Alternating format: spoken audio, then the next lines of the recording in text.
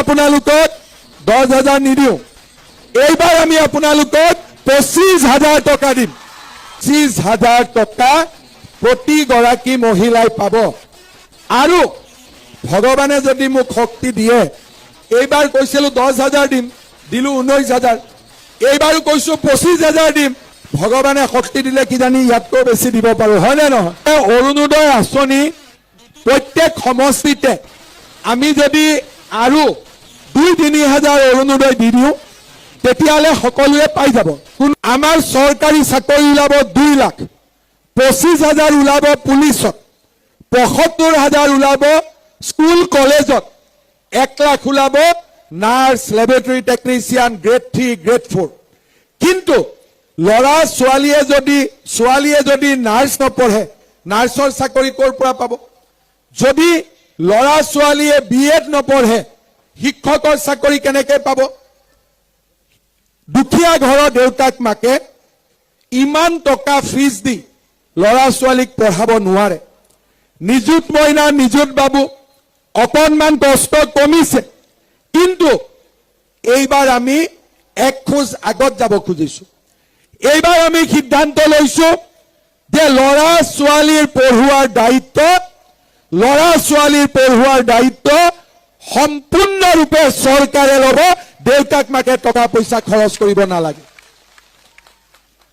2 লাখ চাকৰি মহিলালৈ উদ্যমিতা ৰেচনত মিঠাতেল চাহ বাগিচাৰ শ্ৰমিকলৈ মাটি ঘৰ বাগিচাৰ মজদুৰি আমাৰ প্ৰতিখন গাঁৱতে গৃহহীন লোকক ঘৰ আৰু লৰা ছোৱালীৰ পঢ়ুৱাৰ দায়িত্ব এই কাম আগতেও চৰকাৰবিলাকে কৰিব পাৰিলেহেঁতেন মোক যুৱক যুৱতীসকলে সুধি আছে যে মামা এইবাৰ চৰকাৰ হলে চাকৰি পাম নে নাই এডিআৰি হ'বনে নাই পুলিচৰ চাকৰি ওলাবনে নাই এইবাৰ মই ৰাইজক কৈছো যে ৰাইজ এইবাৰ আমাৰ চৰকাৰ হলে আমি 2 লাখ লৰা ছোৱালীক চৰকাৰী চাকৰি দিম এই 2 লাখ লৰা ছোৱালীৰ 25,000 পুলিচত চাকৰি পাব 75,000 শিক্ষক শিক্ষয়িত্ৰী চাকৰি হ'ব 1 lakh grade 3 grade 4 nurse junior engineer doctor 1 lakh চাকৰি হ'ব টোটেল 2 লাখ চাকৰি যোৱাবাৰ দিলো 1,65,000 এইবাৰ হ'ব 2 লাখ টোটেল 3,65,000 9,000 কোনে কোনে পালে 10,000 পালে 9,000 পালে কিমান হল 19,000 মনটো ভাল লাগি আছে লাগিছেনে নাই আৰু লাগিব নেকি নালাগে নেকি আচ্ছা কাক নালাগে হাত দাঙক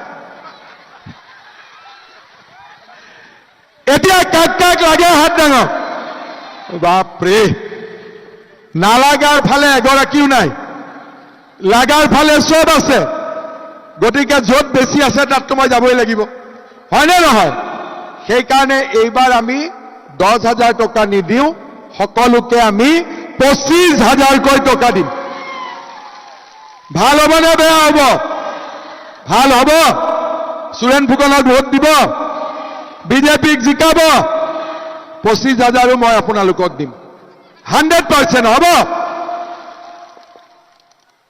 অৰুণোদয় কাৰ আছে কোনে কোনে অৰুণোদয় পোৱা নাই মোক হাত দাঙক এইবাৰ নোপোৱা কেইগৰাকী অলপ দাঙি থাকিব 500 গৰাকীও নাই কিন্তু যদিও 500 গৰাকীয়ে অৰুণোদয় পোৱা নাই কিছুমান পৰিয়াল ডাঙৰ ৰেচন কাৰ্ড এখন আছে যদি পৰিয়ালটোত আমি ৰেচন কাৰ্ড দুখন কৰি দিওঁ আমাক আৰু অলপ অৰুণোদয় লাগিব সেইকাৰণে ডিগবৈ সমষ্টিৰ কাৰণে মই সুৰেন ফুকনক নতুনকৈ 10,000 অৰুণোদয় আৰু দিম 10,000 কিয় দিম এটাটো নোপোৱাসকলে পাব লাগিব 1250 টকা এতিয়া আমি 1250 টকাটোকো বাঢ়াই লৈ গৈ থাকিম। দ্বিতীয়তে ডাঙৰ পৰিয়ালত ৰেচন কাৰ্ডখন ভাঙিলে আমি 2টা অৰুণোদয় পাম। লগতে আমাৰ ডিগবৈ ল'ৰাবিলাকে বিয়া কৰাই বোৱাৰীও আনিব নহয় ডিগবৈত, সিহঁতৰ কাৰণে এটা অৰুণোদয় ৰাখি থব লাগিব, হয়নে নহয়? এতিয়া ল'ৰাবিলাকে বিয়া কৰিলে ক'ব পাৰিব শহুৰেকক, বোৱাৰীকটো মৰম কৰিমেই, লগত মামাই এটা অৰুণোদয় দিব, ডাবল বেনিফিট, হয়নে নহয়? ৰেচন কাৰ্ড কাৰ কাৰ আছে? চবৰে আছে। কাৰ কাৰ ৰেচন কাৰ্ড নাই?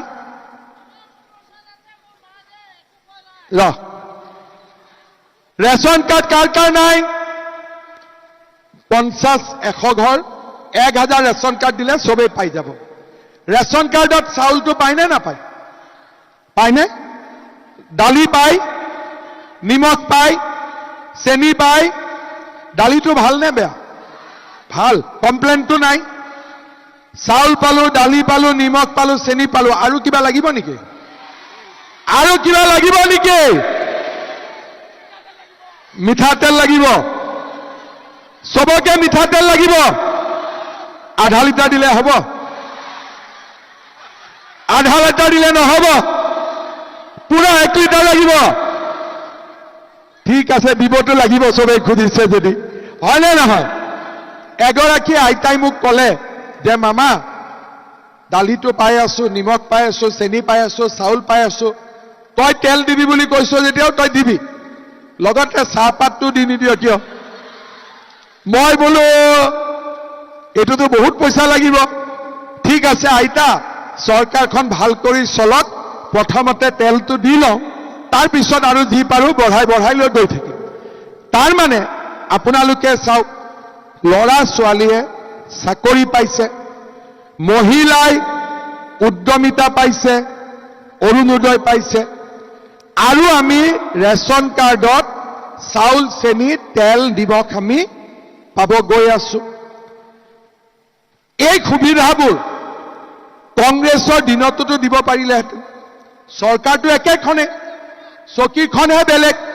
আগতে বেলেগ এজন বহিছিল, এতিয়া বেলেগ এজন বহিছে। কংগ্ৰেছে ইচ্ছা কৰিলে 300 টকা হলেও অৰুণোদয় দিব পাৰিলেহেঁতেন।